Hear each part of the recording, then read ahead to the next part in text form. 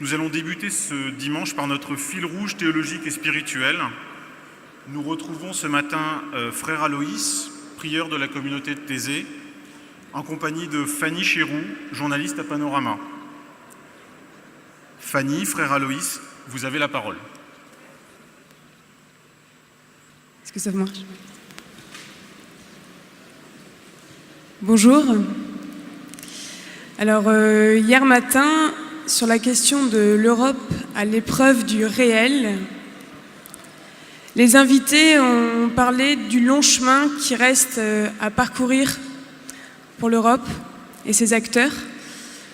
Mais vous, frère Aloïs, assez vite, plus tard dans la matinée, vous avez rappelé que l'Europe, c'est aussi, elle est née de ce miracle de la réconciliation franco-allemande. Et le résultat de ce miracle, c'est ma génération. C'est une génération de la paix, en tout cas pour l'Europe occidentale. J'ai écrit un dossier dans Panorama ce mois-ci, et normalement il sera distribué à la fin de cette séance, sur le thème de l'Europe qui cherche sa boussole.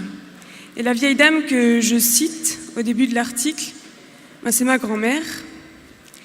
Et elle me dit « Chez mes parents, nous ne disions pas les Allemands, mais les Boches. Ça ne me viendrait plus à l'esprit. C'est une chose qui a existé, mais qui ne peut plus exister. » Alors, nous avons connu la guerre à travers le récit de nos grands-parents, et encore, sinon dans les manuels d'histoire. Vous, frère Aloïs, vous êtes un peu responsable d'une génération qui parfois oublie le prix de la paix. Alors comment ne pas oublier le prix de la paix? Oui, en effet, cette réconciliation que nous avons connue après la guerre nous donne une responsabilité.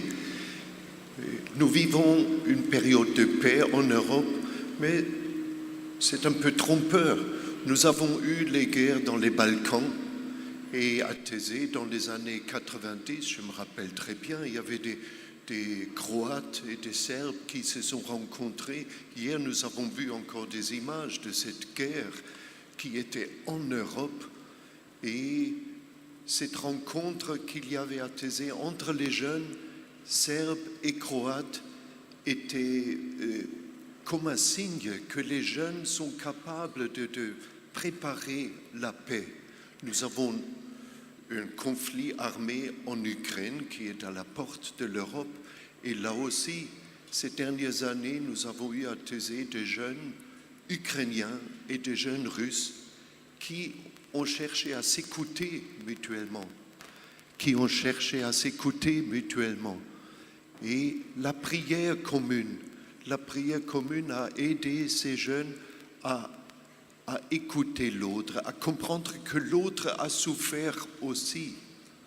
Mais nous avons tous les conflits qui sont à la porte de l'Europe, en Syrie, Moyen-Orient, en Afrique, au Mali et au Soudan du Sud, où j'étais récemment et où la guerre civile fait fuir des gens qui arrivent chez nous. Donc la paix en Europe, c'est une image trompeuse.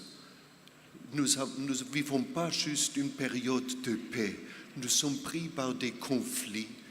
Et un conflit qui est sûrement très important pour lequel nous devons être beaucoup plus présents, c'est ce qu'on nous dit que l'islam est une menace pour l'Europe. Et là, les chrétiens, nous avons une responsabilité de vraiment entrer en dialogue.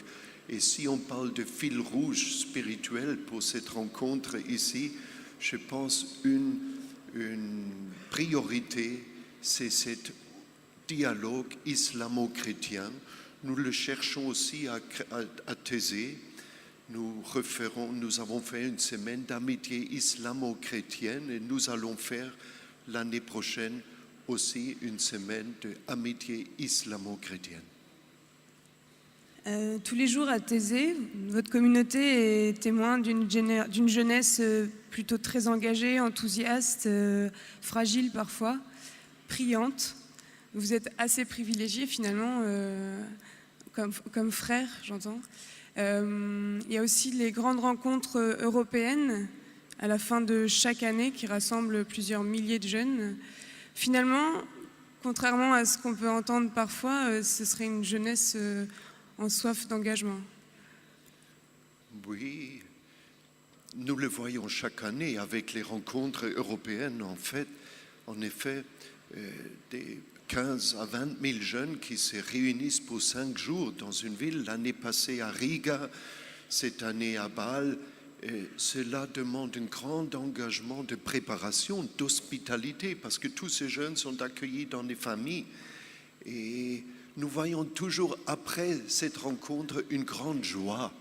Et ça, c'est extraordinaire de voir cette joie de ceux qui ont offert l'hospitalité et ceux qui donnent l'hospitalité. Des jeunes s'engagent pour trouver des logements, des jeunes viennent de loin. À Bâle, ce sera dans une région transfrontalière en Europe. Des jeunes qui viennent de loin vont découvrir qu'il y a en Europe des régions transfrontalières et qu'on ne pourra pas revenir en arrière de cela. C'est une réalité qui peut pas être effacée. Alors cette générosité des jeunes pour une cause, nous le voyons d'une manière négative, que tant de jeunes sont partis en Syrie pour combattre dans l'armée islamiste. Ils veulent chercher une cause pour leur vie. Et quand il y a un défi, des jeunes répondent. Parce qu'au fond, la question, c'est quel est le sens de ma vie? Est-ce que ma vie compte pour quelque chose? Nous avons vu cela en Afrique à la rencontre que nous avons faite l'année passée à Cotonou, au Bénin. Tant de jeunes, il y a un potentiel énorme, potentiel humain, potentiel de force physique, potentiel intellectuel qui n'a pas de débouché. Et c'est ça qui est très grave, que les jeunes sentent, mais je ne compte pas, on ne me demande pas mes capacités. Et c'est ça que nous sentons fortement à Thésée. Et nous voulons répondre aussi par des petites propositions. Par exemple, nous demandons à des jeunes qui veulent vivre un mois dans une fraternité provisoire dans une ville en Europe ou aussi ailleurs, en Liban, au Maroc, et vivre une vie de fraternité, de prière, avec un engagement social sur place. Et nous sommes étonnés depuis que nous avons fait cette proposition, il y a beaucoup de demandes pour cela. À Pâques, à Pâques, Panorama a fait un reportage à Thésée et les frères rappelaient que la question qu'on se pose quand on arrive, ça peut être qui suis-je, où vais-je, très moi. En fait, les frères ont rappelé que la question c'est avec qui je marche, plutôt dans l'altérité en réalité. Qui est à mes côtés, qui je choisis pour marcher avec. Donc tout ça, les jeunes l'entendent et quand ils rentrent chez eux, en fait, ils en témoignent tous. Le retour à la maison est difficile parce qu'il reste encore des murs dans les consciences. Alors, frère Aloïs, vous l'avez déjà évoqué hier un petit peu cette question, mais casser les frontières, dans les églises en particulier, c'est l'inconnu, c'est l'insécurité. Peut-être c'est ce qui fait peur aux églises d'Europe. Qu'est-ce que vous en pensez ? À Thésée, les jeunes cherchent une église où l'amitié compte d'abord. Et je me rappelle la parole du pape Jean-Paul II qu'il a dit lorsqu'il nous a visités à Thésée, on vient à Thésée comme à une source. Et je pense que c'est ça que les jeunes cherchent aujourd'hui dans l'église, une source de vie, d'amitié. Le pape François, en parlant des jeunes qui se réunissent à Thésée ou dans les rencontres européennes, a dit « Ces jeunes sont orthodoxes, protestants, catholiques, et ils ne sont pas inconscients des divisions qu'il y a dans l'Église, mais ils voient au-delà. Ils voient au-delà de cette division et ils sont déjà unis dans l'essentiel. Et je pense que nous devons trouver un nouveau souffle pour l'écuménisme.